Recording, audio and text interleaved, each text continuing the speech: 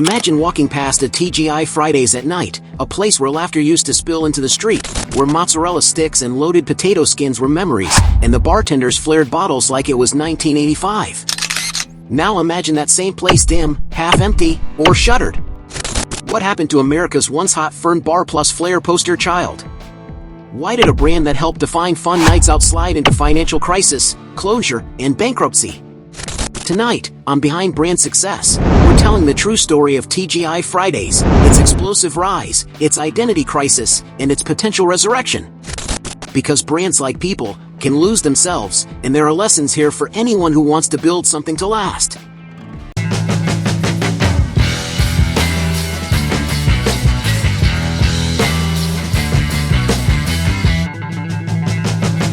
In 1965, Alan Stillman, a perfume salesman in Manhattan, spotted a simple but genius opportunity. The local bars were all male-dominated, missing a huge potential market: women. He envisioned a place where men and women could socialize comfortably, a vibrant, welcoming atmosphere filled with energy and style. With just $5,000 borrowed from his mother, he leased a tiny bar space, brightened it up with red and white stripes, planted greenery, and created what today is recognized as the very first singles bar.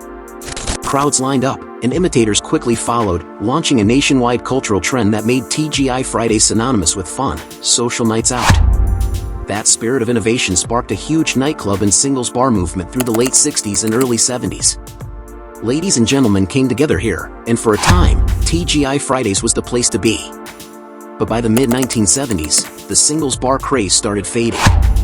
Cultural tastes evolved, the energetic, flirtatious nightlife scene cooled, making the original TGI Fridays concept feel outdated. Instead of fading away, Fridays made a bold choice: reinvent as a casual dining restaurant focused on attracting families in suburban markets. They expanded their menu with hearty, shareable dishes like their famous loaded potato skins, a dish that embodied their new identity as a comfortable, fun neighborhood spot. At first glance, it was a smart move aligned with evolving consumer trends. They transitioned out of nightlife and into more mainstream American dining. The chain expanded rapidly under the ownership of Carlson Companies, growing nationally to hundreds of locations. However, the boom of casual dining in the 70s and onwards brought thousands of new players to the table: Applebee's, Chili's, Ruby Tuesdays, all competing for the same customers. TGI Fridays found itself in a crowded field. What once was a stylish and fresh concept was now diluted. After all, when you have chains with names like Ruby Tuesday or Friday, it's easy for these brands to blur together. Customers started seeing them as interchangeable. Despite being a pioneer, Fridays struggled to stand out. The signature flair, a vibrant and showy style that had set them apart, began to lose its luster. One of the unique characteristics of TGI Fridays was flair, not just a fun atmosphere, but literal bartending flair: spinning bottles, flashy uniforms, and colorful decor. This spectacle became an integral part of their brand identity. The 1988 film Cocktail immortalized Fridays' bartending flair, with Tom Cruise training under a Fridays bartender to nail those flashy tricks. The chain even hosted World Bartender Championships and pushed flair as part of their DNA. But trends change. By the late 90s and early 2000s, pop culture shifted. Movies like Office Space famously mocked the excessive flair, exposing it as cheesy and corny. What was once cool became a source of ridicule. To survive, Fridays spent approximately $200 million on rebranding, toning down their image, removing uniforms and bright stripes, simplifying logos, and making their restaurant environments more muted and generic. While the changes were praised as modernizing, crucially, they lost the quirky, energetic personality that had made customers love Fridays. Just as Fridays struggled with identity, an entirely new dining style emerged: fast casual. This hybrid model, embodied by brands like Chipotle and Panda Express, offered fresh food, quick service, and a more modern dining experience. Fast casual exploded in popularity over the last 2 decades, luring customers away from traditional sit-down casual dining chains like Fridays. Simply put, fast casual restaurants were more aligned with health-conscious consumers, faster lifestyles, and changing tastes. Fridays' slower casual dining experience started feeling dated and inconvenient. Beyond changing consumer preferences, Fridays faced brutal external headwinds.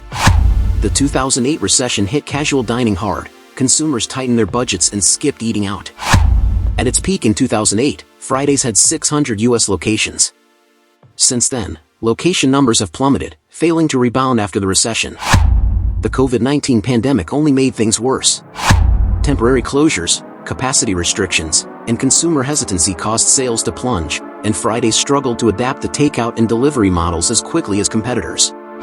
Operational costs, inflation, and rising interest rates further squeezed margins, while management upheavals signaled instability.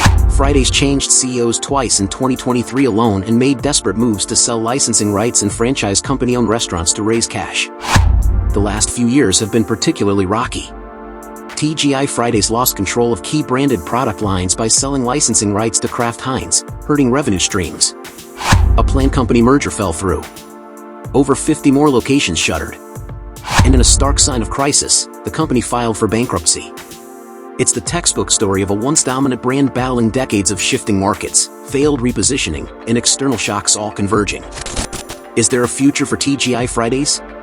The story of TGI Fridays is a cautionary tale about innovation, evolution, and the peril of losing what made you special. Can Fridays reinvent itself again and reclaim its place?